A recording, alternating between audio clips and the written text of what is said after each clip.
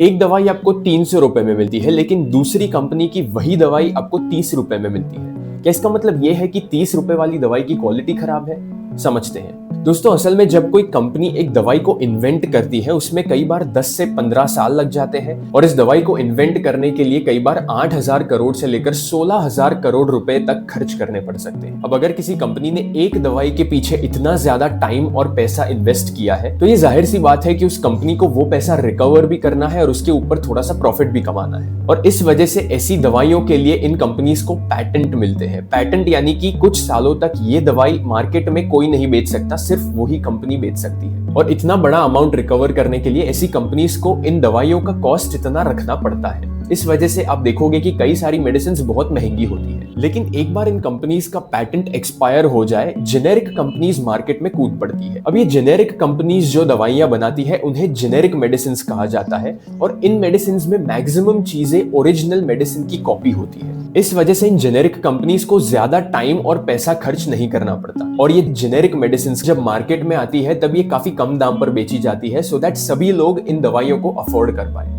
लेकिन इससे पहले कि ये जेनेरिक दवाइयां इंडिया के मार्केट में आए, CDSCO नाम की एक रेगुलेटरी अथॉरिटी इन दवाइयों की सेफ्टी और इफेक्टिवनेस को चेक करते हैं और इस एक्सटेंसिव चेकिंग के बाद ही इन दवाइयों को मार्केट में रिलीज किया जा सकता है। इस वजह से जरूरी नहीं है कि अगर एक दवाई आपको बहुत सस्ते में मिल रही है, इसका मतलब यही है कि उसकी क्वालिटी खराब है। एज लॉन्ग एज मार्केट में आने से पहले CDSCO ने इन दवाइयों को चेक किया है, ये दवाइयां सेफ होती है।